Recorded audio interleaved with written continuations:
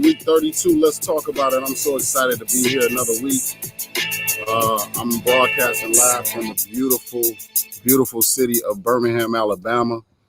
I had the opportunity to take a trip to the Hill yesterday, and it was amazing. If you guys have seen some of the video that I posted yesterday, make sure you check it out. The band was in rare form yesterday.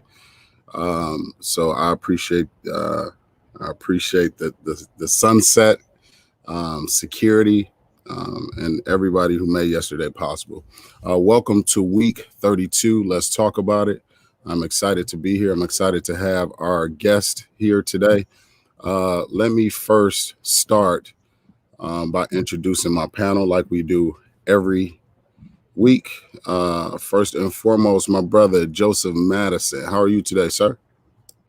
Man, fantastic. I love this new platform. I'm so glad to have some guests on to talk about our beloved university as well as how we can benefit other universities.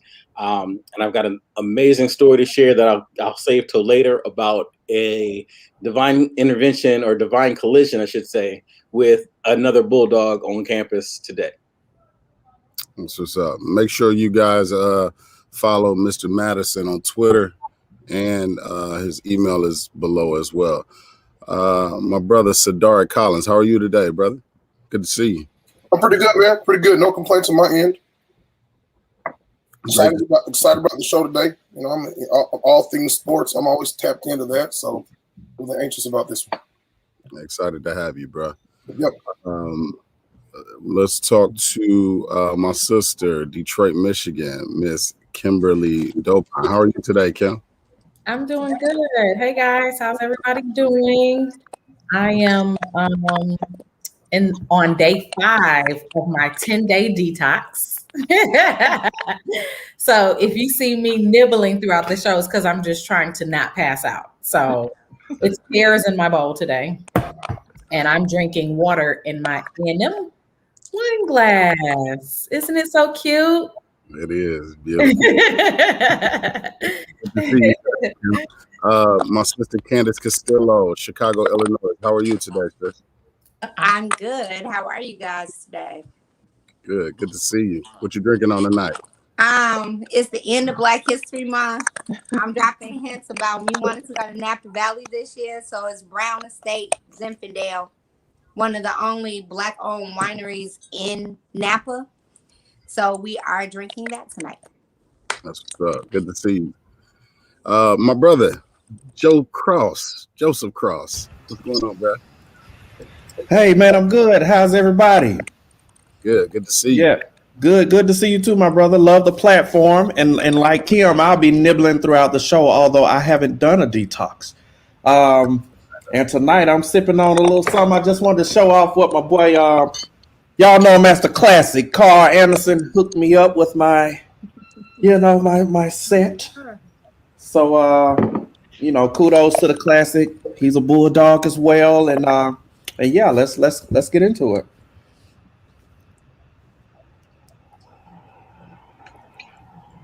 Do it. My brother, Mr. Madison, how are you today, sir? I'm good. I forgot to mention what I was sipping on. So I'm representing South Africa today with a unique brew. Amarula. It's a cream liqueur. So this is packaged in a product of South Africa. That's what's up. My brother, Huntsville, Alabama. Sorry, Mr. Aldo Anderson. I had a chance to see you yesterday. How are you, my brother? Doing pretty good. A little tired. Been on the road today. Back at home. Got a lot of more work to do tonight. So you know how I do. Always running. Yes, sir. Mr. Ray Wills, New York. What's going on, Cuzzo? All is well, Cuzzo. Good to be here. It's good to see everybody. I'm looking forward to the show tonight. Good to see you. Our first guest, without waiting too long, I know you have other obligations, but I really appreciate you. Third time on the show, our athletic director for our amazing university. I'm happy that you made it a point to come and join us again, Mr. Bryan Hicks. Thank you for joining us, sir. Thank you. All right, you guys got to fix this for me. You got it. B-R-I, that's B-R-Y. I'm a Y instead of I. Bryan. Y'all take care of that for me. You can do it another time. I'm good. Hey. No. We're real quick. Look at that. Look at that. Big time. Real quick. In real time. Mr. Hicks, thank you for joining us again. Third time on the show. Yes, sir. Third time on the show, my brother. Thank you for joining us. So today we just wanted to talk. We also, here she go. Our next guest, Ms. Dorianne Johnson. Thank you for joining us, Ms. Johnson. Thank you very much. I'm so sorry. It seems like there's some web issues going on in St. Louis right now. All right. Well, we got you, and it's a blessing. And thank you for joining us today. Awesome. Thank you for having me. Yeah, so let's go ahead and get started. I know, Mr. Hicks, I know you have other obligations in about an hour, so we don't want to hold you. So let's talk about what's going on at Alabama A&M right now as far as athletics. Last time you joined us, there was some different changes going on with COVID-19. Now we have entered into the spring, I guess you would say, season, the new spring season. Talk to us about it. What's going on? Well, man, this is probably the most difficult spring I've had in my 27-year career in athletics. We have 16 sports going at one time, and we're in the middle of COVID, and then we just came out of a winter storm. So I know many of you might not know what that means and how that works with timing. So each of the sports have a different protocol as it relates to the COVID plan. So we have to balance 300 student athletes, testing, test results, practice, class, time, change the schedule, readdress it with a limited staff. So we pretty much working 24 hours a day. I got to tell you, our sports medicine team has done a great job, man. I can't thank them enough for the time that they've put in to help our student athletes, help us to continue to manage through this difficult time. But the student athletes, they were very eager to start the spring, and for those sports, because remember, the spring group now did not play last year, so COVID hit, so the spring sports didn't get to play. So they was jumping at the bit to it. So we're going. We got basketball, we got baseball, we got football, we got tennis, we got soccer, we got them all going, and so it's been very hectic, but it's a lot of fun. It's a lot of fun. You're just tired at the end of the day. You're just tired. So we're getting ready for that. Obviously, everyone knows football is right around the corner, so we're getting ready for that to see what that looks like. I got and the COVID bug looks like it hit down south a little bit, so they've made a change from earlier today. So the SWAC will begin officially this weekend. So it'll be interesting to see what the other schools are doing. We had a school to play last week, but there'll be some supposedly SWAC contests this upcoming week. Basketball is wrapping up. We have 4 games remaining in men's, and the women 4 games also in the tournament left out there. And then we got softball, and so it's been pretty hectic. But overall, we're excited. We feel pretty good. We've been really blessed. With, like I said, we hadn't had any major breakouts here. Let me knock on wood there. So, but we've been very fortunate with that. So it's just been really good. So now it is okay. How do we prepare?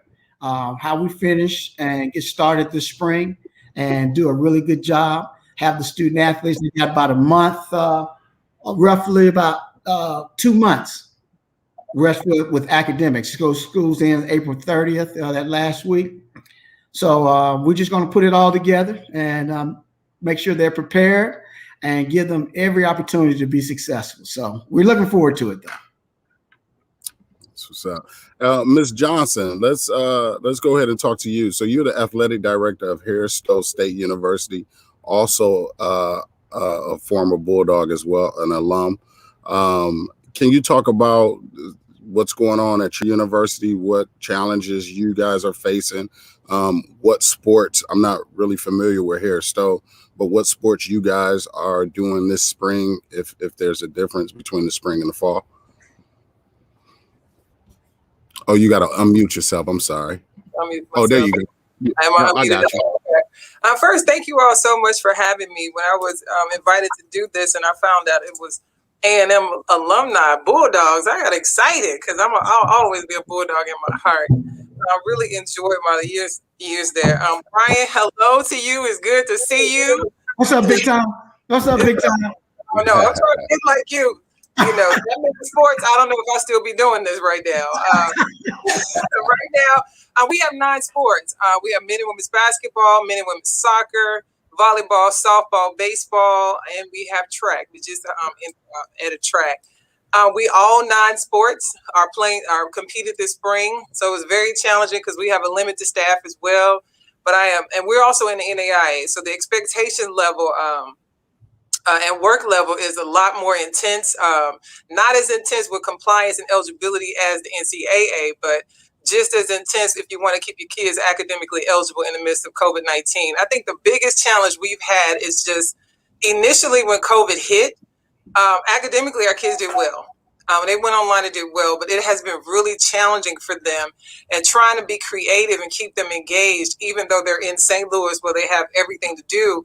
That's probably been the most challenging thing, keeping them engaged, keeping them encouraged, because when they can't play, sometimes they don't have the same discipline as they do when they're playing. So actually our basketball team won 3 championships in 4 years. They did not win it this year, really struggled this year. And most of it is because they were quarantined almost all the season.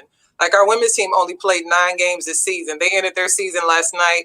So I wanted to win another championship, but I'm not that upset because we have 7 more sports that are competing. And again, I understand the fatigue is very challenging, but we know challenges make us better, especially as former athletes. We stand up to the challenge. Kudos also to my sports medicine team. He went out and did a great job of partnering with Athletic Care, sports medicine group here, where we were able to get all the training services that we need, because we know the testing depends on who you're playing. You could have to test the day of, 3 days before, the week of, and you have your conference mandates. So so far so good. We haven't had a major outbreak, and we're also a vaccine site for Walmart. Started today, so for the next 6 weeks, Harris-Stowe State University is a site where you can get vaccines, and that's pretty cool to have an HBCU in the heart of St. Louis that is encouraging people to come out and have vaccines. So kind of that's what's going on at Harris-Stowe and in athletics. Yeah, absolutely. Amazing. Joe Madison. Yes, sir. So I wanted to first thank you for joining us from Harris-Stowe State University. But it was an honor to speak with you earlier this week and invite you on. I do see a couple of questions that are referencing, although it's specific to how we got scrubbed by Auburn in baseball. Someone said we need to sneak a couple of the kids out of the DR to pitch for us. How many international students do you have playing both at Alabama A&M and at Harris-Stowe State University? In baseball or in all sports? Well, specifically baseball, because they said, and I'm going to say they said that Auburn did to us what we're doing to Howard with the Retool Your School. Okay, very good. We have probably about 5 international in baseball, I think, about 5 guys as international. Yeah. We have 3 or so that are out, so total maybe about 5 to 8 international students in baseball. Well, I'm sorry. Yeah, in Harris-Stowe, we have about 10% of our team that's international on our baseball team. Now, let me also tell you how we're different. The NAIA, we can carry a larger roster because they can have what you call JV teams. So we have a 45-member baseball. It's 45 players on our baseball team. That's pretty large, and 10% of those are international. Gotcha, Bryan. I had a question for you. So, as football is coming back, are there any restrictions on capacity for the stadium? Are we able to go 100%, or what does that look like? No. We definitely won't be going 100%. No, we'll probably be at 50% capacity. Probably about 11,000 mandatory masks, 6 foot distancing. So those are things we definitely would have to do for this spring. Hopefully by the fall we'll get back to some kind of normalcy. But in the next this spring semester, we're going to be 50% capacity. Got you. Cool. Kim, go ahead. I have a question for you, Bryan. Hi, how are you? I'm doing good. How you doing? I wanted to ask you specifically about homecoming because everybody was talking about homecoming. And so I was looking at the schedule for October, and it looks like we play Florida A&M and Jackson State. Yeah. So we're trying to figure out which one of those games is homecoming. You really just do that right now, really? And you got all Alabama A&M. Listen, we'll go back, but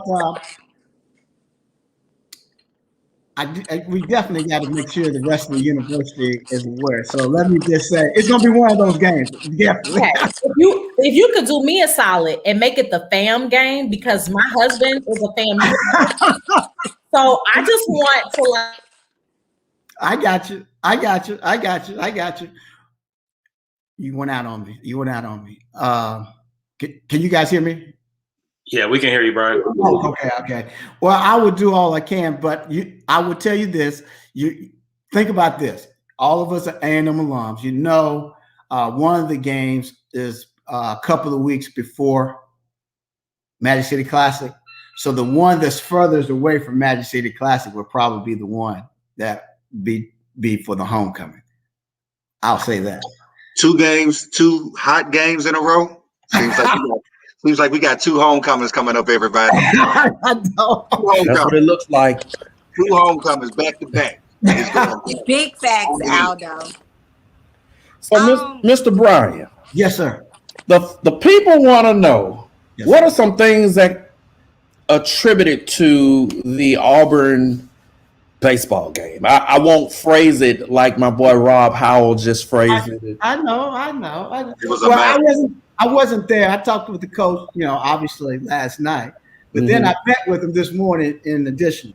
But here's the thing. At the end of the day, it was we got a new coach, a young team. This was the second game of a 2-game series in the middle of the week.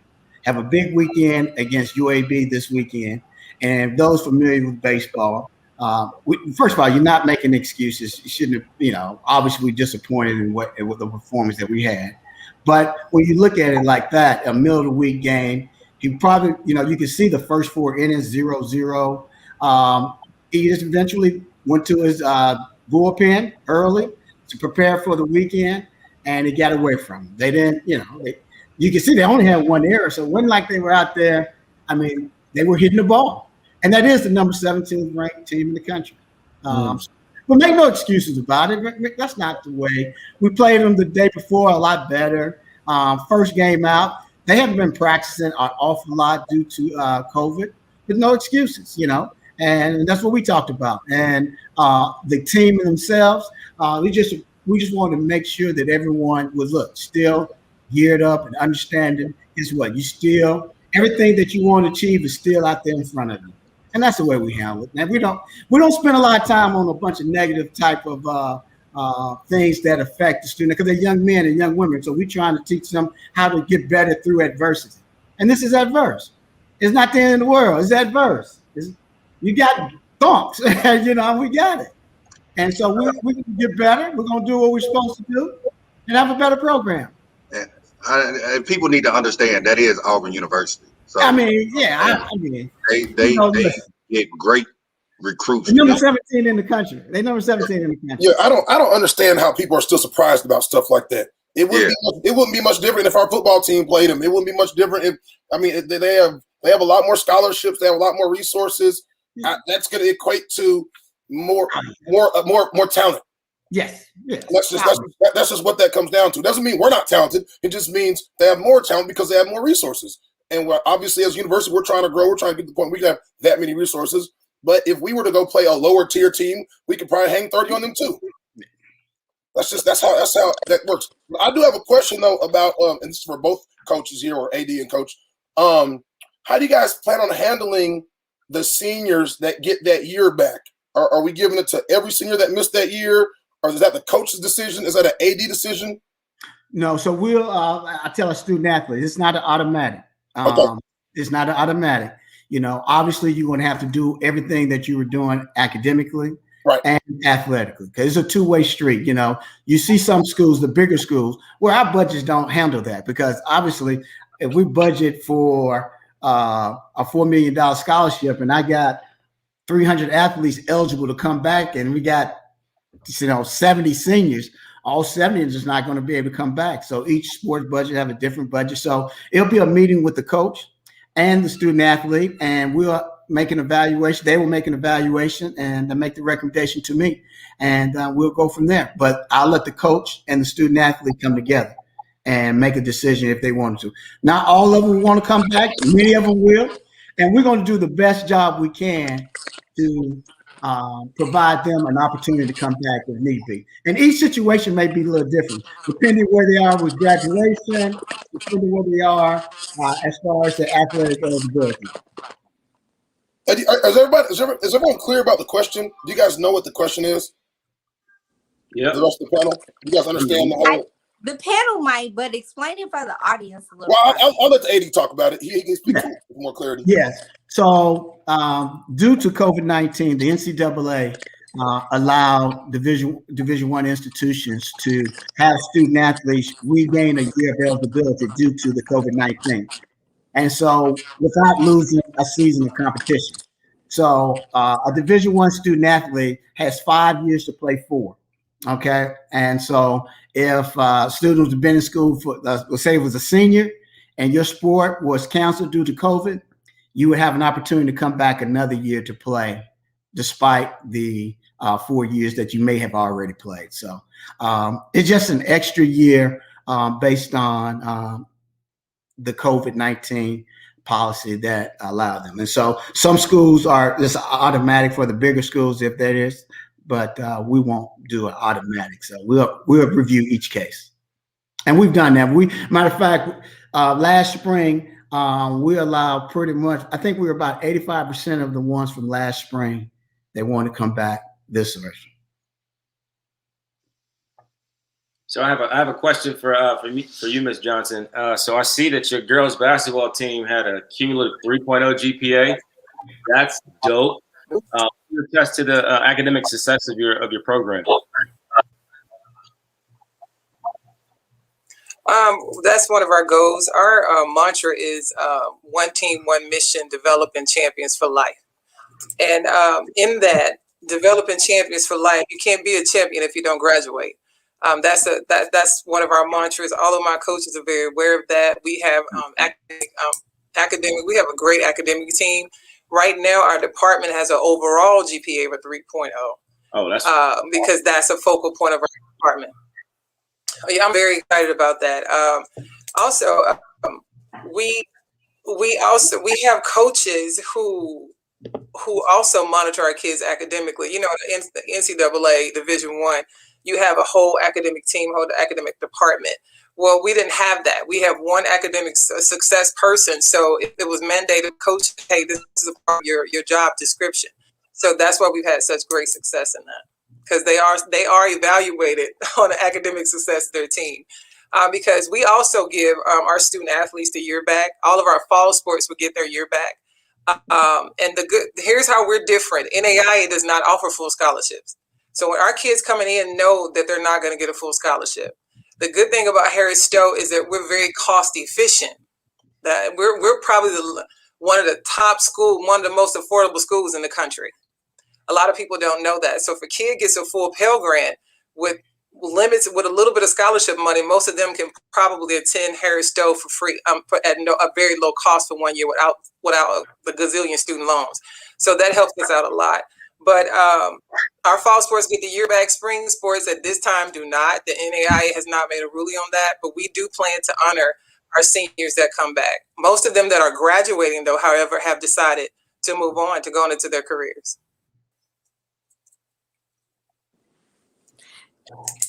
Good deal. So, Good deal, Maddie. Oh, go ahead, Candace. I'm sorry.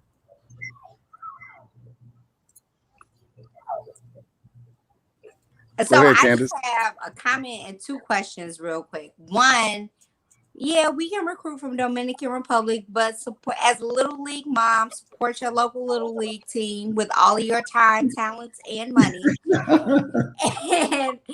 and two, how do we, so I have a son, yes, he plays baseball. Yes, we play basketball and flag football and contemplating regular football, but his main sports is gymnastics. How do we get more teams like gymnastics and swimming, which used to be at A&M, into HBCU sports? It's totally financial, okay? Revenue generating sports, baby. They don't make money.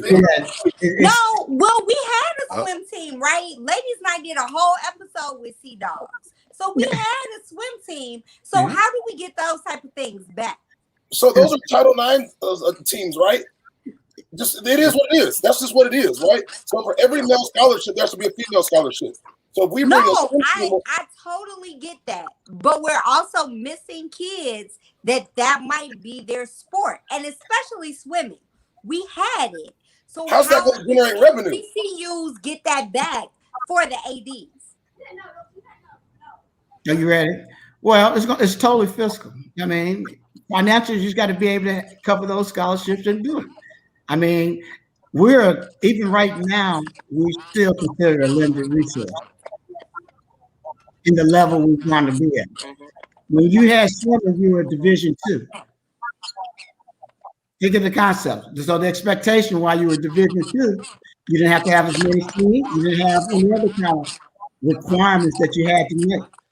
So if you want to be a Division I, you have to expand your budget to get that much bigger to cover the sports that are revenue generating. So it's really just a matter of what can you do? Can you get as many kids? I don't know how many swimmers are you. Not that you can't.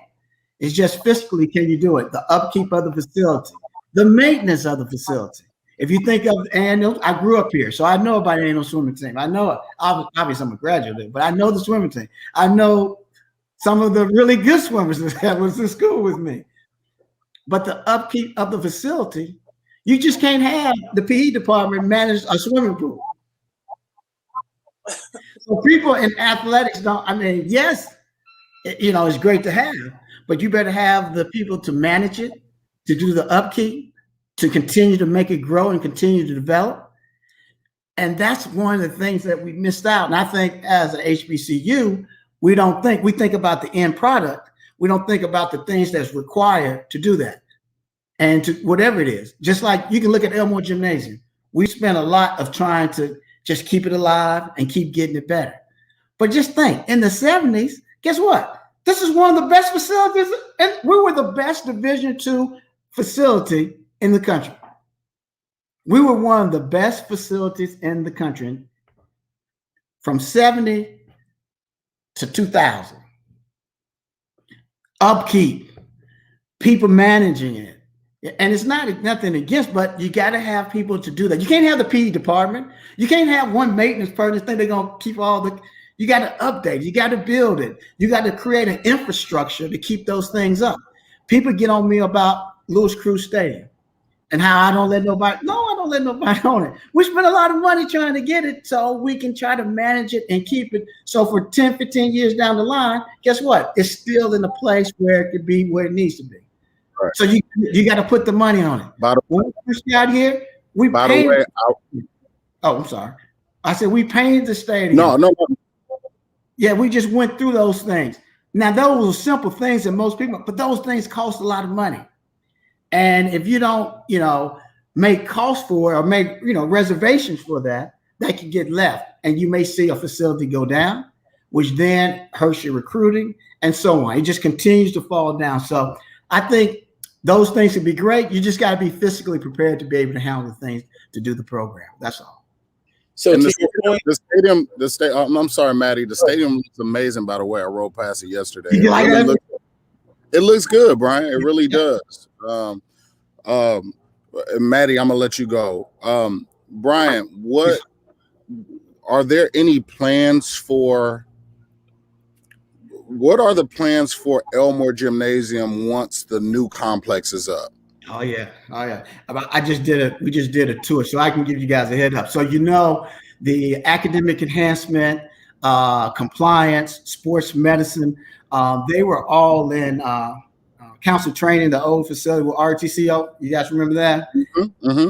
Old building over there. So we're going to be moving all of those departments over into Elmore Gymnasium. And create new offices there. I wish you guys could see the renovation. Matter of fact, you know what we're going to do? Once we finish this, I'm going to put something out.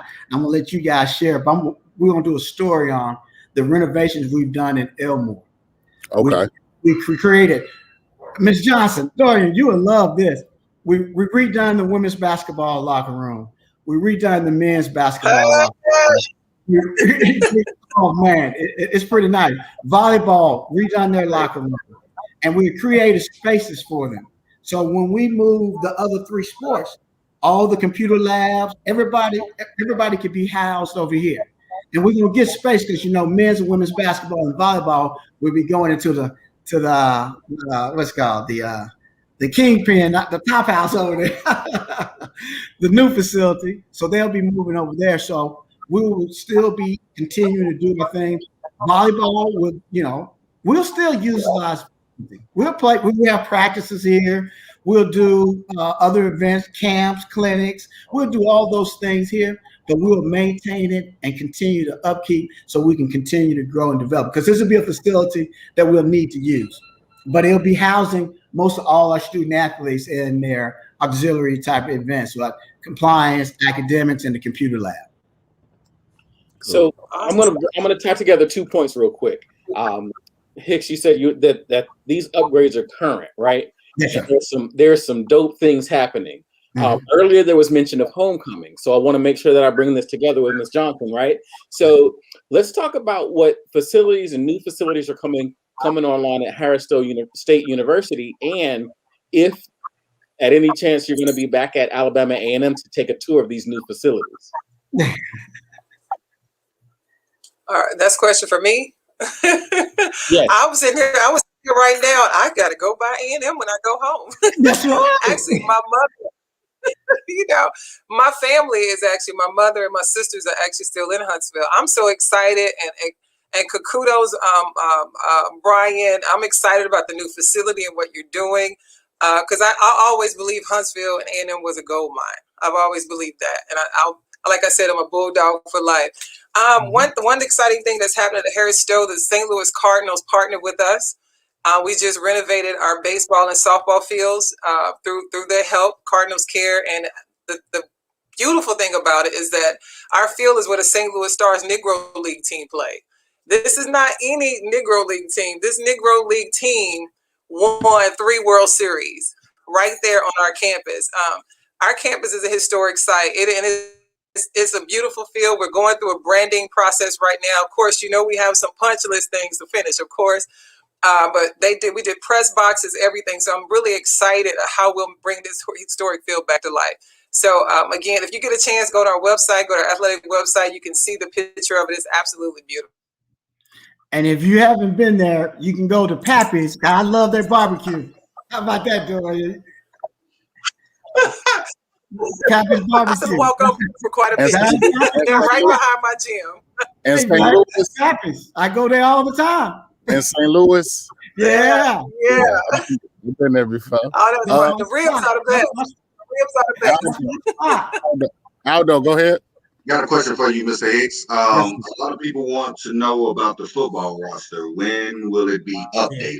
Yeah, you know what? It hasn't been updated, 2019, so they're waiting on the update.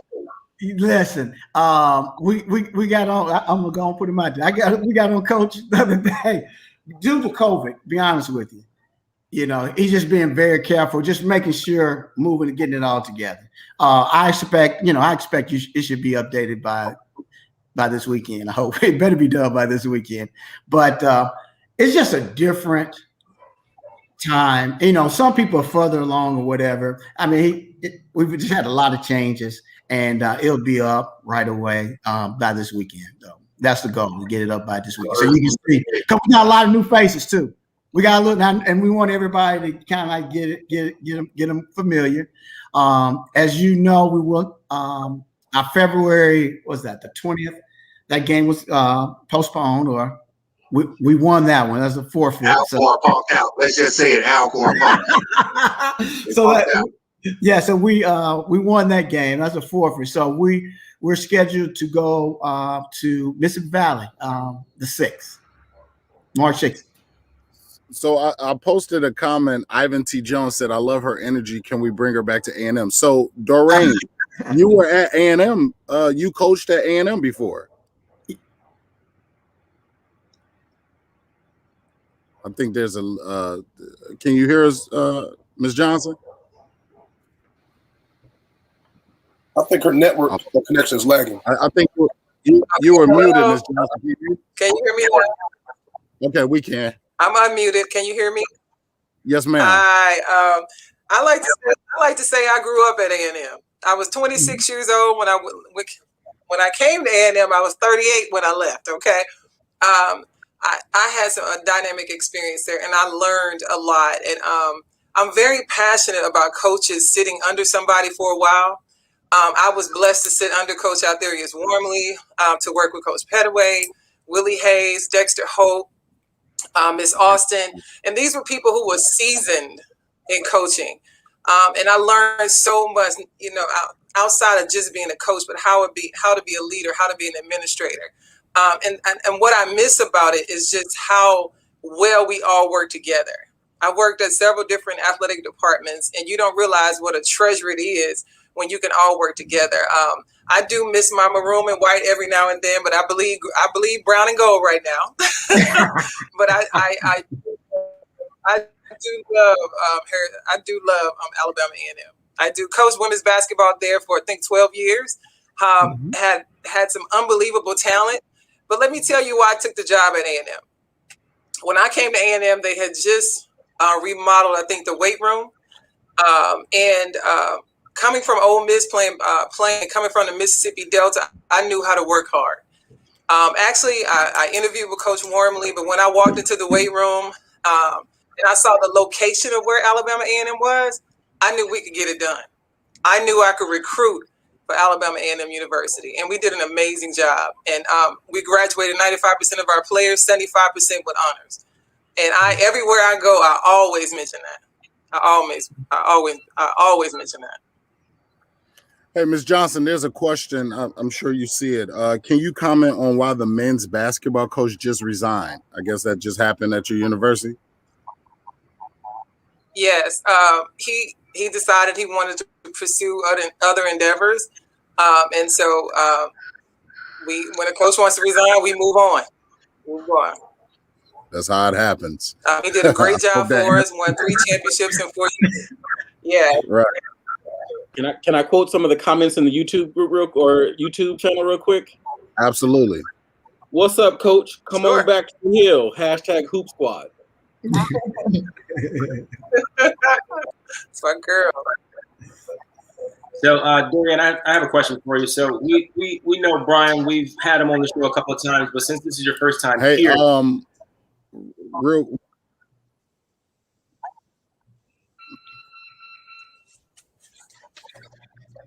go ahead, Sammy. What were you saying, Sammy? Man. You were talking, then you stopped. I wasn't. I think Red was. So I just wanted Dorianne to give us your background, just to let us know a little bit about yourself. We know Bryan Hicks. He's a friend of the show. It's your first time here. Can you just give us some of your background and what that path to becoming AD at Harris-Stowe looked like for you? Yeah, but then I'll tell you how old I am. I don't want to do that. Still no crack. Oh my goodness. I tell you, every time I get on the treadmill, I remember how many years I've been in athletics. Okay, yeah. I actually played collegiate basketball at Ole Miss. Got the opportunity to get a coaching opportunity. Worked a couple of jobs, trying to find my way outside of college, but ended up back in athletics, which is where my passion was. And again, it was just developing champions for life. Was fortunate enough to get hired at A&M. Worked there 12 years. And you know when you found your niche, because you don't stay an assistant coach 12 years if you don't enjoy what you're doing and you don't enjoy the difference that you're making. I knew if I wanted to be a head coach, I would have done it after 6 years. I had some opportunities to move on to be an assistant on a higher level, even with my former coach. But I stayed at A&M because honestly, that's where my heart was. And I believe that's what the Lord wanted me to do at the time. One thing I grew as a Christian at Alabama A&M. I really did. The Fellowship of Christian Athletes really changed my life. Got a chance to work with a lot of pastors in the area at Union Hill, Pastor Troy at Fellowship of Faith, just the Rock down the street. So I got a chance to make an impact in a greater way, not just on the court, but off the court. So left A&M, ended up teaching school for a year. That was an interesting experience. You know, sometimes, things change and things transition. So did that. But it was what I needed to really figure out, okay, am I going to go back and try to coach again, or do I want to move to a different level? And I made a decision. Literally, it was on a Saturday where I was coaching. I was at home. And actually ended up coaching softball. That was interesting. So I was at home after a softball game, like, Lord, what's next? And so wrote down, I wanted to be an SWA, a senior women's administrator. Literally wrote it in my journal and wrote how much money I wanted to make. And literally 3 months later, I got a call about becoming a senior women's administrator at the very salary that I wrote down. Now, you can write something down. Yeah, but blessings come with work. Little did I know what I was getting into. So went to Alcorn State University, became a senior women's administrator, and you realize once you get to the other side of the coaching arena, once you get to administration, it's just a different atmosphere. It's a different beast. You have to make decisions, have to be an administrator for everyone, whereas when you're a coach, you're just coaching this team. You're dealing with your kids, but now you're dealing with the entire department. You're dealing with coaches who are coaches. I shouldn't say that. You're dealing with coaches, and everybody wants everything for their team. So, but I thank God for Alcorn because I grew as a leader probably 5 years in a year at all. I learned a lot from Derek Horn. He was my mentor in college. I tell you what, if I hadn't had that experience there, there's no way I could have been I ended up becoming the AD at Wilberforce University and now Harris-Stowe. There's no way I could have done that if I didn't get the training that I did at Alcorn. And so that's kind of what my journey was. But I really want to say this because I hope that people who are listening who want to work in athletics really know it's very important to sit up under somebody that's going to train you and grow you as a leader. That's going to teach you the in and outs and going to be honest with you and prepare you for the next level. Because, you know, each level, what they say, each level comes with a different devil, right? but each level comes with different challenges. And you got to get the training that you need. And there's a lot of on-the-job training because you're never going to know everything. So another thing that's really important is making sure you make the right friends as you move along the way, because you'll always be teachable. You always need somebody to tell you something, to show you something. Always make really good friends along the way that can help you. So that's a little bit of my journey. Yeah. That's a very good piece. And you dropped some major keys in there. I want to go back and like a sponge and soak up some of what you just dropped out, right? If you wrote it down and you manifested what you wrote down, because you had people around you that would hold you accountable and make sure you achieved that what you said you were going to achieve. Right now, I'm pretty sure that there's somebody or watching the replay, there will be someone who wants to be where you've already gotten.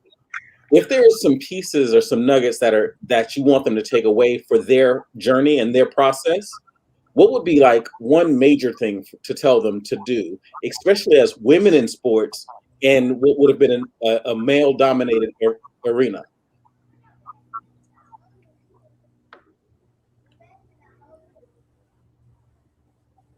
Ms. Johnson? Oh, wow, you're going out. Yeah, you're kind of going out, in and out. I didn't hear the last part of your question. One major key for those people that want to follow your footsteps.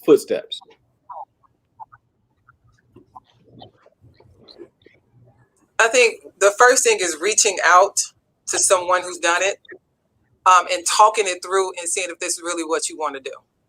How I got into athletics, even though I played sports, how I got into it was that I spent so much time going from job to job to job, trying to find my niche, instead of talking to someone to make sure this was what I wanted to do. So I would say if athletics is where you want to be, talk to someone who can help you identify in what area you want to work in athletics. So you're not spending time going from this position, that position, trying to figure it out. And you lose time in building your career and building your life. Bryan. Yes, sir. So there are not going to be any bands for Spring Classic. Yeah, that's correct. What do you think the turnout is going to be? Because, you know, people come to see the band and just see the band playing in the crowd. I don't know if they went on the field or not, but they were playing in the stands. Yeah. That's very unfortunate. You know, obviously that's not something, that's our culture. That's what we're about. So we just have to make do with that. I think we're going to do some simulated things to kind of boost the atmosphere if they can. But yeah, that's very disappointing on all sides for it, you know. But at the end of the day, you know, you got to protect the safety of everyone that's involved. And just think of it like this. This is one time. Let's get back in the fall. Let everybody do the right thing. Wear your mask, take the vaccine, and do everything we can so that this fall will be some normalcy to what we do. So that'd be critical. Fall about to be a movie. Yeah, the fall it's gonna be crazy. I'm looking forward to it. But listen, I do got to get on another call. Right. But I do want to say a couple of things. So one thing that I need you guys' help. Because last time I was on, I asked you guys, I really need your help in this. Okay. You're very familiar with the big campaign, Bulldog Strong. I need all the alums to be a part of the Bulldog Strong. You go to our website, AMU Sports, go to the Bulldog Strong. Listen, there's over 10,000 alumni in this Madison, Huntsville area. This is a call for anyone you know to give back. I don't even care the amount. There's a list of levels that you can go. I just want everyone to give, to be a part. Obviously, we can't do this thing for free. Our student athletes, I mean, Cedric, when we talked last time, we were talking about how you we had to have the nice shoes. Man, a pair of shoes, think about it. Right. A pair of shoes, $200 by itself, one person. Absolutely. Absolutely. So I just want everyone to really think about the reality of what we're trying to do for our students. I love that everyone loves Alabama A&M. I love it. I pay to every event I go to at Alabama A&M. I pay, and I print the ticket. Right. So I just want us to get in a spirit of regardless who the AD, regardless who the coach, it's because Alabama A&M. Alabama A&M has done an awful lot for each one of us. Yep. Did it for me. Did it for you. Yep. And guess what? I'm here because of what A&M done for me. And if you get the donations up, you can have a swimming team. You can have those other things if there's enough money for them. Enough money. So I just want everybody to just figure out a way to give. Because here's the thing.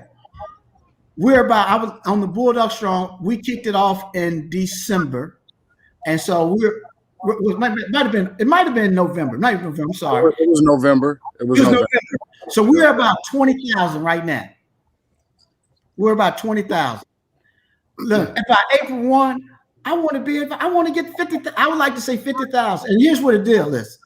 And we'll let you know exactly what we spend each penny of the 50,000. Hey, Bryan, what we're going to do is I'll give you a call tomorrow. Let's try to put together a campaign like we did with the Alumni Association. Yes. Okay. Let's do it. It ain't nothing. It ain't nothing but to do it. I'm down to help. Yes, sir. I really appreciate you. I know you got to go. One question real quick. And this is an overwhelming question, so I wanted to ask you before we let you go about scheduling more home games. Is there what's the word on that? So the idea is, yes, to schedule more home games. But guess what? I will need you to come to the game. Period. And what I'm gonna let you talk about that real quick, and I'm gonna let you go take leave with that. But I totally agree. I agree that we have to support the university more. It's crazy. And I made a post in the group, in the Alabama A&M all-class reunion group yesterday, a clip from the time when you and President Houdini was on. Mm-hmm. And Houdini said that he wanted to remember the challenge he made. He's never seen it filled. Yes, sir. I'm gonna mute somebody because I'm hearing a lot of feedback. I'm sorry. But I think that's something that we really need to try to accomplish before Dr. Houdini leaves, which is the end of this year. And let's keep it going after this year, every year. So, Bryan, I'll get on the phone with you. I'm going to let you finish up your final thoughts, but I'm going to get on the phone with you and see if we can put together a nice little campaign to where we can get to that 50,000 and increase it. Go ahead. Right. Listen, thank you for the time. It's always great to see you, Dorian. Much success in your career. Continue going forward. I'm sure we're going to touch base again, so I'm not even worried about it, okay? Our stars are aligned. So, okay, we'll meet again, and we'll talk again. But to this group, man, I really appreciate what you guys are doing, okay? You guys are doing a lot and giving me this forum just to talk to a lot of them. I wish I could talk to even more, but it's a lot of work that we have to do. And I have 300 kids, and I make that my top priority. And you've heard me talk about that. We're going to be student athlete centered because we got to be about them to help them move forward so that when they finish, they understand that's what I got to do. And they'll be more engaged and more in part to make sure we give back. But this is by far the best job I've ever had. And I've had some really good ones too. So this is by far the best one I've had, and I enjoy every minute, even the headaches, even the notes. That's cool with me. I know I'm highly favored, so I don't even worry about all that other stuff. So I take care of that. So I really appreciate it. And let's get together, Sammy, and let's come up with this campaign, however you want to do, whatever we need to do. There was a question I saw come on the screen that said, ask me where we're going to get someone to help us generate the revenue. Yes, almost definitely. We're looking at those. But we got to understand this. When we get companies, especially during COVID going forward, they're going to be looking at what you're giving. If we don't give to support ourselves, Why should I give to you? That's the reality of it. Mm. They need to see, hold on, you went to A&M. A&M gave you, did everything for you. And if you can't give, tell me why. Do they not believe it? I thought it's all these things. Mm. So the outside world, look at those. So when you try to get those things and you get those relationships, they want to see, what have you been doing?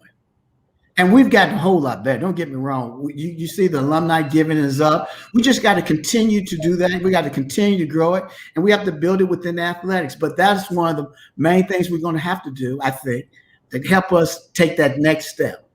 If we're not going to have the resources to do it, finding a group, a company that can help us maximize what we do have. And last question, B. Hicks. Okay. Is the fall football schedule finalized, and have we decided on which game is homecoming? I'm gonna be down there both weeks. Yeah, okay. I said this earlier. I can't give it away right now because I got to make sure the rest of part of the university. But I would tell you the game that's furthest away from Magic City Classic will probably be the one. So that probably. Now you got to get it approved. Probably. All right, probably. But the fall you'll see 2 weeks straight, bro. You ain't got 1 week. 2 weeks straight. Listen, the fall football schedule, we're still trying to finalize some things.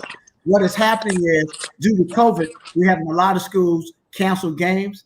I need for us to have some availability if something pops. So we have a couple of contracts that we haven't got signed, and we're waiting for those contracts to get back. But my goal is definitely, by April 1, we should have the full schedule out there and ready to go. Candace, you had a quick question before Bryan Hicks. I know. Quick question while our audiences listen. How much are season tickets? Because if I'm going to be down there for 2 homecomings, then right, we haven't set the ticket price for the fall yet. The only game we have at home during the spring COVID season is everything is $25. No reserve, $25. First come, first serve. Like I said, we do the 6 foot distancing. Try to get 11,000 in. No parking. You don't have to pay for park. It's straight $25. After the spring season, we release the schedule. When we release the fall schedule, we'll have the season ticket for the fall. We just want to get a good measurement, see where we are, and setting the system up for that. So, it's coming. Right at 6:59 Central Time, Mr. Bryan. Hey, look. We really appreciate you, sir. Thank you. All right. Listen, I appreciate it. Hey, we'll be back in touch. All right, you guys have a good one. And I'll go Bulldogs. I'll talk to you this week. Go Bulldogs. Okay. All right. 2 home runs. Go Bulldogs. Look, I'm Brother William. There you go, bro. All right. Thank you, Bryan Hicks, for tapping in with us. We really appreciate you. His third time on the show. I'm sure you guys will see him again several times. We still got Miss Johnson.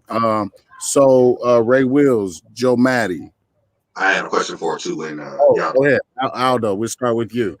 So, Ms. Johnson, AD Johnson, in the near future, are you guys looking at having a football team there? Have you all considered it, or is it the division that division doesn't have it? Oh, I'm sorry, AD Johnson. You're muted. I'm muting you. That's okay. Our division, we do have schools in our conference that have football teams. There haven't been an official discussion, but there has been some desires for football. There has been some desires, but I don't think people really realize what it costs to run a football team at a university. It's extremely expensive. But there has been some desires for football. Absolutely. Well, I hope you guys get one because everybody deserves to have a good football squad. So, yeah, I hope you guys get one. Absolutely. Wait a minute, and a band now. You got to have a football team and a band. No, because Talladega don't, and they was playing for the inauguration 45. You need to bring a bandsman from Alabama A&M because the best coordinators that it is that ever come out of any HBCU. Facts. So I hear you. I hear you. But guys, thank you so much for having me. I am going to have to go. I do have a call I have to jump on. Thank you so much for letting me be a part of this. We really appreciate you for joining us, A.D. Johnson. Thank you for coming, A.D. Johnson. And good luck to Harris-Stowe. You're welcome. All right. Thank you very much. Thank you. Bye-bye. Thank you. All right. It's an amazing conversation, guys. An hour worth of conversation with two athletic directors. Great conversation. Kim Dobine. What's up, sis? Nothing. Hey guys. Human nature in the building. It's freestyle session. So, what was the date on the game that he said was farthest away from Magic City Classic, so we can go ahead and deem that the official homecoming? I think it's the Jackson State game. The Jackson State game. Hey, yeah. Hey, yo, FAMU and Jackson State. Everybody. I feel like I agree with Sammy in that planning to just stay for a week. Sadar, everybody's about to be caught. Remember last year? Don't call me when it comes to homecoming only. Everybody about to hit you up. It happens every year of my life. 2 weeks straight this year.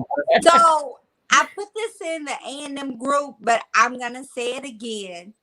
Are there A&M alumni still in Huntsville or no longer in Huntsville that had Airbnbs in Huntsville or Madison County? Because I'm going to need one because I'm going to be there for almost 3 weeks. And 3 weeks. Wow. You're going to go to Classic too?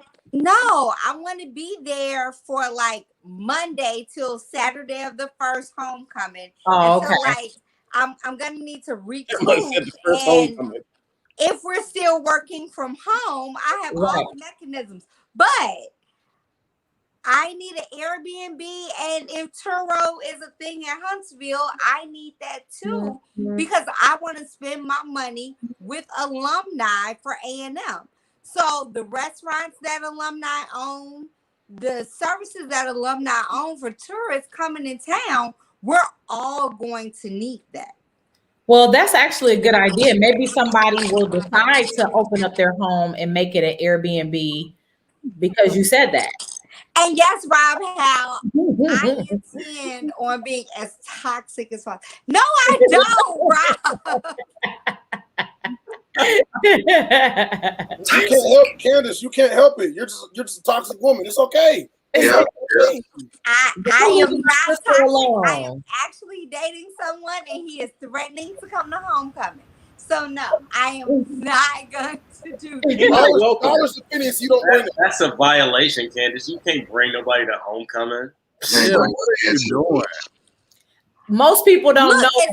Most people don't know you're not supposed to bring people to homecoming, but that's another episode for another day. That's a whole nother subject. But he went to why, and I don't think he's ready for homecoming. I say bring him and let us see how it goes. I disagree. I say leave him at home unless he's your husband. Do not bring him to homecoming. What do you have to hide? Toxicity.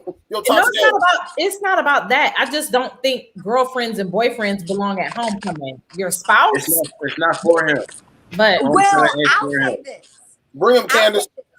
He went to a PWI and he thinks a VIP suite at Chicago Classic, which last year was Hampton versus Howard, is the same thing as an HBCU homecoming. And I keep trying to get him to understand that that's not a HBCU homecoming.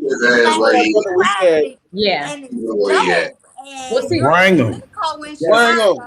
So I just want to go on record and say that if you bring this man, we're going to deliberately sabotage your relationship. Exactly. That's what needs to go. That we all belong to the street. Do not. Hey, but here, let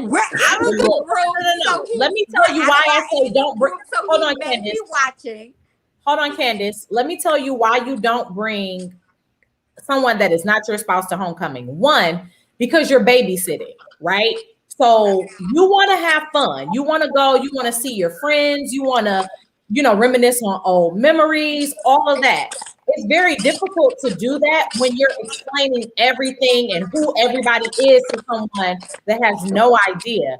When you're married to somebody, typically your friends from college know who your spouse is. Like at this point, he's gone through all the pleasantries, he's heard all the crazy stories about you in college. So that's different. I do not recommend bringing a boyfriend to homecoming. That's toxic. As Fatima was saying, I just want to point out an interesting point about that, because, like when you just generally ask somebody, does your past matter? Like, as far as the people you've, been entangled with or had relationships with, or how many people you've been with in general, doesn't matter. Most people will say, no, it doesn't matter. All that was in the past, blah, blah, blah. But yet in here, when faced with a practical situation, we see that it might not be in the best interest for all parties involved. Can somebody please reconcile this for me? That's not what I said. If we see a set out, all niggas are gonna whisper like, "Oh man, look at this." She go. Like I feel like if you're single, and by single I mean not married, that's your time to go to homecoming and enjoy yourself with your friends. When you're married, that's the time, because it then becomes a family thing, right? When you're married.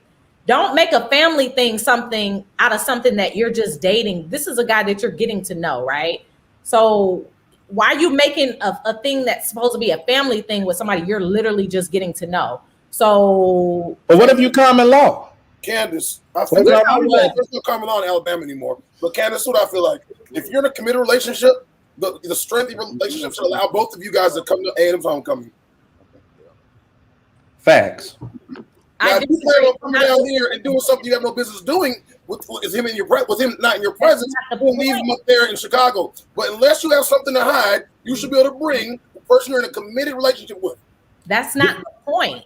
Just know I'm gonna walk up to him. Just know I'm gonna walk up to him and say, "Oh, this is why you're not answering your phone." Like it's not about hiding anything. It's not about her cheating. None of that. Literally, when I come to homecoming, I'm not trying to babysit somebody. I'm trying to have fun. Like that's a lot. That's a lot. Hey guys, we'll take it with us, Candace. We'll take it with us. Okay, real quick, Aldo, I know you got to jump off, but I want to, Ray Wills, you know this person very well. This happens to be your uncle.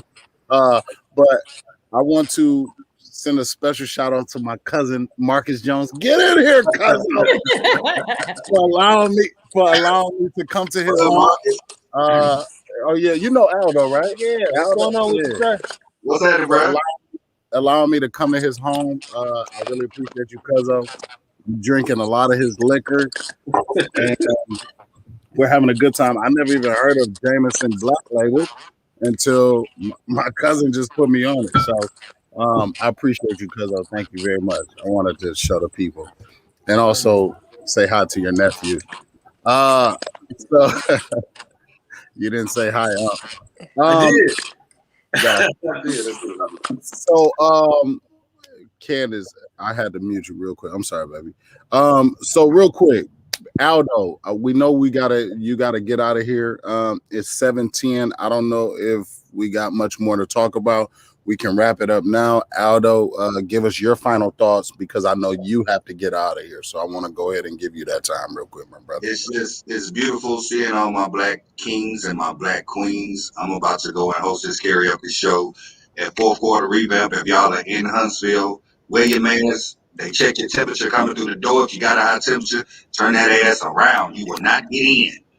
If you're not wearing a mask, you will not get in. The only time your mask will be off is if you're eating a chicken wing or taking a drink or singing.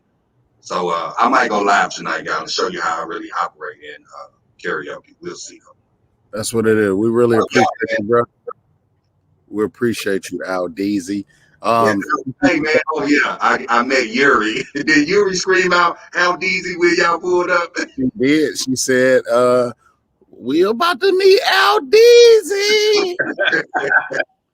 And Candace, you already know. She was looking for you. I told her you're in Chicago. So we're going to make that trip to Chicago soon. Kim, Candace, Yuri, I got to make sure that, I bring her over that way and her and Lourdes can get together as well. So, but Aldo, we really appreciate you, bro. Thanks for pulling up on me yesterday when I was in your city. Huntsville looks beautiful. Huntsville is growing tremendously, and I'm excited for homecoming and the things that we got brewing and up our sleeves and more to come. So thank you, brother. All right, man. Appreciate y'all. Love y'all, man. I'll holler at you. Love you too, man. We appreciate you, Al. All right. So, Cuzzo, I'm gonna let you take us out. Final thoughts, Joe Cross. Ray Wills, you a silly man. Man, look, loving the new platform. You guys look awesome, man. And of course, y'all know I love you guys. And that's pretty much it. We're taking it easy. Looking forward to homecoming. It'll be my first homecoming. So, with that being said, we okay, yeah. Hey, and Joe Cross will be at homecoming. People, a couple people said, make sure Joe. A couple people hit me and said, make sure Joe Cross is at homecoming. I'll be with a tuxedo with the penguin tails. You'll see me. Top hat, spats. I promise you that man will be there, even if he got to stay with Sadari. Sadari, final thoughts. The reason why I said that is because everybody hits Sadari up when they come into Huntsville every year, except me. Except you. I'll give you credit. Yeah, folks act like they don't know what homecoming is for like a whole calendar year. But it's all good. I mean, there's been times when my wife was actually gone and got a room because two of my old college friends came over and just tore the house up. So it's all good. You pull up, you don't got to stay. You don't mind getting on an air mattress, you know what I'm saying? You don't mind sleeping in one of the kids' bunk beds. We can make it happen for you. But no, I'm glad everyone's healthy, glad everyone's here. Want everybody to stay safe. Like the AD said earlier, let's support the Bulldogs. It's going to be rough without the band. I get that. Not that I actually care too much because I'm there to actually watch football, but I get it. It'll be a little rough, but we still want to support, and everybody's looking good. Appreciate it, Sam. That's a key point, Sadar. You said something right there, bro. I saw a post about the tickets going on sale, and I saw somebody say, the band, what about the band? What about the band? It's like, damn, do y'all support the team at all? Like, it's not just about the band. Let's support our football team, and the band comes along. I mean, I don't know. As a former athlete, band adds a huge component to the game experience. Right. We can't take away from that. So, dog, it's called a football game for a reason. Right. Like, I mean, I don't know what this. And then there's band competitions, and then football teams don't run out in the middle of a band competition and try to, like, hey, this is why you guys came, so you can watch us play football in the middle of a band competition. It's not how that works, dog. Like I'm saying, support them both. It's great, but right now, due to COVID restrictions, they can't play. It's not like they're not trying to. Hopefully, they're recording songs they can blast over the speakers. Hopefully, they're doing something to make that game day experience better. I would hope they are. But in this one little time where it's kind of weird, still get out there and support the Bulldogs. Yeah. Hey, look, I will say this, and this is on the page. I made sure to post it on the A&M all-class reunion page last night. I pulled on campus yesterday. This was my son's third time being at A&M, my daughter's first. When I pulled on campus yesterday after talking to security, white woman, nice lady, but she talked me to death about stuff that I already knew and just giving me, you're back. Okay, cool. So we pulled up. Soon as we pulled past Morrison, where you start to go right, we heard the band literally start playing. It's like God, it was at the right time. Literally, when you make that right by the presidents, the band starts playing. We like, Yuri, my daughter, is like, what is that? I look over and I see the band. I sped up the hill, went around, came back down, pulled over. As soon as we pulled over, they get to going. So I understand. Like, I literally, when I pulled over yesterday and heard that band play, I got goosebumps. It felt like August 1999 when I drove with me, my cousin Marcus, who y'all just saw, my twin sister Samira, and my boy Remus and Dr. Ed Jones when we put on campus August 1999. And it was night out, but the weather was beautiful, and that was my freshman year. And I remember the band was practicing, and it felt like that. It gave me goosebumps. So I get it. That band is something special, but let's not forget that we have a football team that we are there to support, and we got to make sure that we do that. Ray Wills, you are a maniac, I swear. Real quick, Sammy, I just got a question. Why is it important to you that your kids see the hill?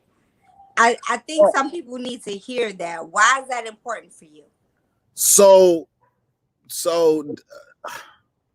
you know, I didn't get to, when I was growing up, I didn't know what a HBCU was.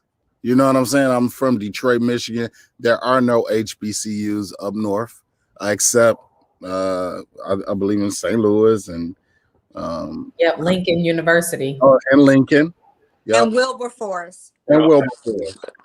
But when I remember, and Ray Wills can speak on this, I believe it was 3-4 years ago, we brought our kid. Ray called me and said, hey, bring little Sammy. No, this was way longer than that. 2014. 2014.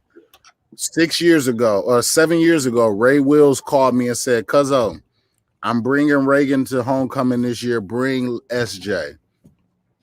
It's about to be a movie. And Cuzzo, thank you, man. God bless you. Take your time with that. Don't get too excited. I will. And so from that time, and Ray, if you remember, me, you, DJ Infamous, Jay Boogie, Reagan, we all went to dinner at Ruth's Chris. And SJ, ever since that day, my son has been talking about that day. We still watch some of the videos that we recorded that day on the block. And, you know, of course, Candace, you know how smart Yuri is. She wanted to experience that. So I came to Alabama for, and by the way, I wanted to make sure I was going to talk about this in my final thoughts, but rest in peace. We buried today O.T. Smith. Rest in peace, O.T. Salute to Jaretta and her family. I got much love for you, and you know I got your back. So I came into town for O.T. Smith's funeral, and I wanted to make sure that I give him a shout out. So, but anyway, that experience for my son was, I mean, to this day he still talks about it. Yuri is getting the, you know, she hears about it, so they wanted to experience Alabama. I brought them because I was coming for a funeral. We made it a road trip. They saw it and was in awe. And if you go and look at that video that's on the AAMU All Class Reunion page, the beginning of that video, my daughter, you can hear my daughter say, oh yeah, I'm coming to this college. She means that. That was an experience. That band was an experience, what she heard yesterday. And so I understand the concerns about the band. We love our band, but let's support our football team. That's really what we're there for. So salute to you, Joe Cross, man. Thank you for those final thoughts, bro. Joe Maddie, final thoughts. And I'll be as quick as I can because y'all know I'm the old dude, right? Ray Wills. So I alluded to the fact that I had an awesome experience. I work at Kennesaw State University, and we recently buried a dean of our School of Social Sciences, 48 years old, 48 years young, and a brother. I met his aunt on campus today because she wanted to see where her nephew was working. And I saw that she was kind of distraught after having to bury her nephew. Come to find out, she graduated from Alabama A&M in art in 1978. I gave her a massive tour of our campus and showed her the type of love that Alabama A&M students are known for. All that to say that now's an opportunity for our marching band students that are current students to attend a game that they ordinarily wouldn't be able to attend out of uniform and enjoy supporting the football team so you can get that alumni experience, or at least a peek into that alumni experience long before you have to. So take this time now and just embrace it and invite a student to a game so that they can feel some kind of way that reminds them of why they came to A&M long before they had duties and obligations in those uniforms. Great. Salute to you, Maddie, and man, thank you for everything that you do, bro. Thank you for facilitating getting Miss Johnson on the show today. I really appreciate you, bro. I really do. Miss Candace Castillo, final thoughts. So I have a couple today. One, going to a HBCU is a special experience, right? It's not like going to the university down the street or the party school in your state. It's really, homecoming is really coming home for me. Yeah, I grew up in Chicago, but I went to private school. I grew up in the land of Hampton, Howard, and Spelman, and Fisk.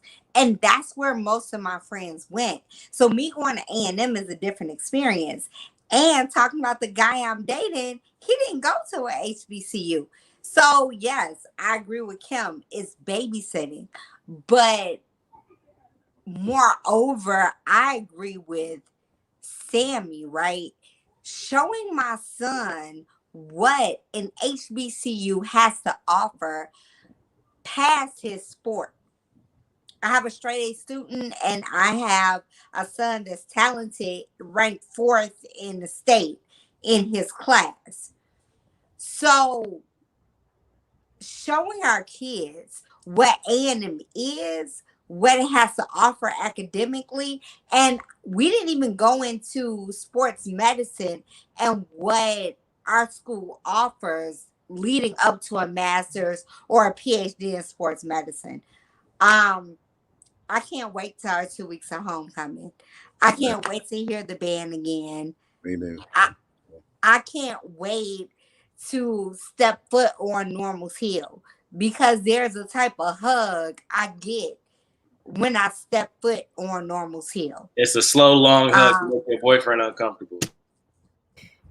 Ray plays entirely too much. Or from several ex-boyfriends, Ray, you know. But that nigga toxic. It has nothing to do with a hug from a person. But it's like, welcome home, Bulldog. And I am not a Normalite. I'm a Bulldog. I actually tripped down the hill. Let me say that. But it's a warm hug you get when you step on campus. When I land at Huntsville Airport, I hear glad to see you again, regardless on what I'm there for. So go Bulldogs. And yeah, I hope to see us everywhere. Go Bulldogs. Kim Dobine. So I don't have much in terms of final thoughts. Prayerfully, we will be able to gather for homecoming this year in October with no issues. So I'm excited about that. And this was a great show today. So that's all I got. It was short. It looks like we had a little technical difficulties at the beginning with internet connections. Yeah. Country, but working it out. It worked out. And I'm glad to see you again, sis. I know you were very busy last week, but glad to have you here. Thank you. Thank you guys. Missed you guys and happy to have been back today. Missed you too. Cuzzo, Ray Williams. Final thoughts. Yeah, man. So I'm excited about the season to come. You know, with last year being canceled and all of that, like I feel like this year is going to be a movie. Looking forward to seeing everybody on the hill.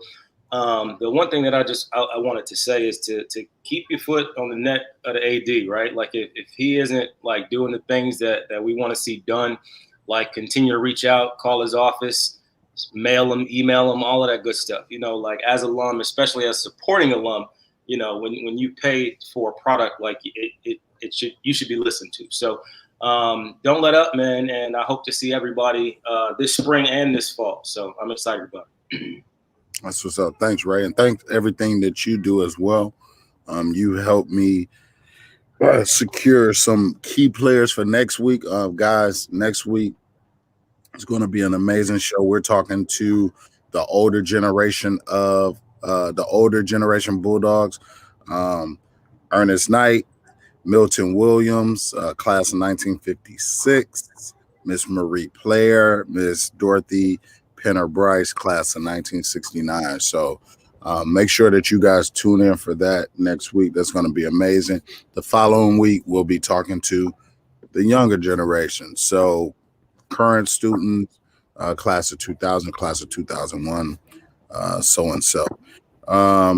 Sildaric, Quentin, Donnie, thank you very much for your help, for your assistance in setting this platform up. We are now streaming on YouTube as well as our own Let's Talk About It page. Next week, we also have more announcements for you. It just gets better, I promise you guys.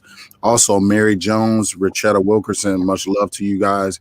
I know I did not hit you guys up and let you guys know that I was in town, but I was just in and out on my way down here to Birmingham, so I wanted to make sure that I shouted that out. Also, Kim Brown, talk about what you got going on right now, please. Sammy loves to throw that Kim Brown in when he wants to. It's all right. Well, Mrs. Dobine. Mrs. Dobine. Kim, you are going to kill me, though. Kim Dobine. Talk about it. Yes, I actually just recently partnered with Cream of Nature to share all about their Legacy of Leadership program. So it's a scholarship program for HBCU students. So the caveat is you have to be a current HBCU student, which makes this scholarship even more amazing because, you know, typically when you're in school, that's when it seems harder to get scholarships. So this is for current HBCU students. I posted the link in the A&M reunion alumni page. So make sure you guys check there. And it's also on my personal page. So if you follow me on Facebook, or if you're my friend on Facebook, you should be able to see it there. But I'll make sure to give Sammy the link to have on the screen for next week's episode. Students can apply from any HBCU from across the country. Does not matter what HBCU you go to. Of course, I want my A&M Bulldogs to apply. So putting on the pressure for that, but they're giving away 20 $5,000 scholarships. So that's 20 opportunities for students to get $5,000 to help them with their education. So I'll make sure to provide Sammy with the link for next week. But if you go to the alumni group, you should be able to see it there. Or if you go to Cream of Nature's website, if you just go to creamofnature.com and tap on the Legacy of Leadership tab, you can find out all the information there. So I'm really excited about this partnership and excited for some students to get some money. So make sure you guys apply. Again, you have until March 17th to apply for the scholarship. So plenty of time. And real quick, guys, make sure you check Kim, reach out your social medias real quick. Yeah, you can follow me on Instagram. It's on my Instagram page, both pages actually. So my personal Kimberly M. Dobine and the @PoshAndPopular page both have the information about the scholarship. But if you go to my personal page, there's a video with all the information as well. So you can go there. You can always head over to my website. I don't have any information about the program on my website because not necessary, because I really wanted to push it for social media, but you can always check on my website for new events, merchandise, great blog posts, all things fashion and beauty and lifestyle, ladies. So check it out. But thank you guys so much again for allowing me to share that information on this platform to help some HBCU students get some scholarship money. Absolutely, sis. You know what it is. Yeah. Read your socials. So on Instagram, I'm C Nicole. You'll find a lot of selfies and a lot of pictures of Jaden. But on Twitter, I am Miss Union Thug, and you can always catch me on Facebook on Sunday mornings. I'm a co-host of Sunday Mornings with Brandon Johnson. I am your co-host, and we talk about politics in Chicago, but we also talk about national politics. That's what's up. Joe Maddie. You can find me on Twitter at Madison Twins. That's my personal Twitter. Or you can visit my website, josephrmadison.com. I've got a TED Talk recently released. Don't know what I want to do with it yet. If you haven't listened to it, now's a good time because some of your neighbors are messed up. So go ahead and listen to it because I talk about you and your neighbors. And on Instagram, Risen Apparel MD, RISEN Apparel MD.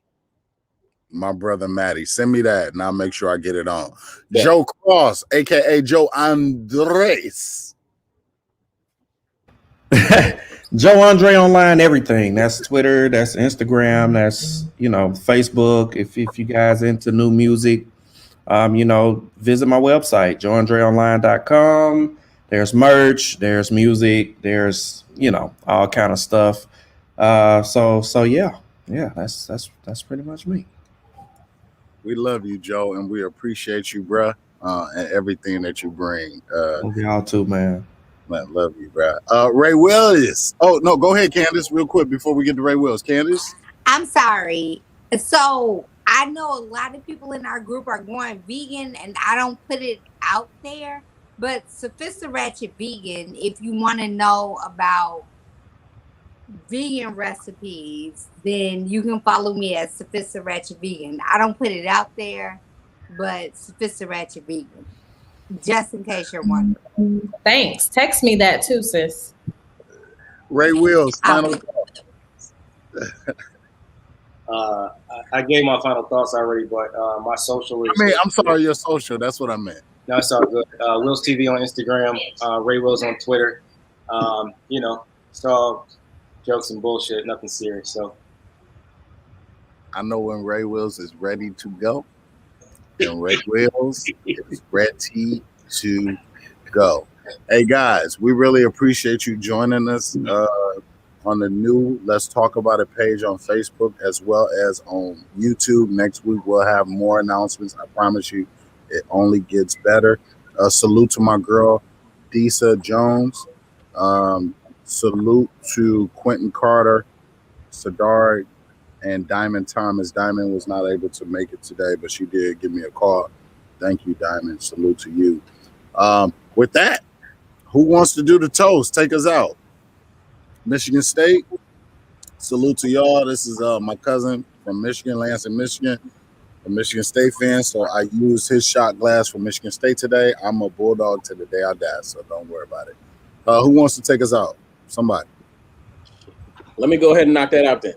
Let's do it. We appreciate all of you for coming over to this new platform.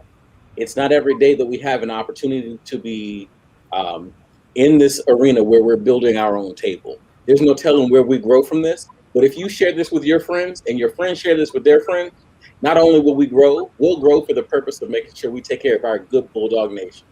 Peace. All right. Hey guys, thank you guys for joining us. Make sure you guys check out thehillversuseverybody.com. This show was sponsored by that. And here to the Bulldogs.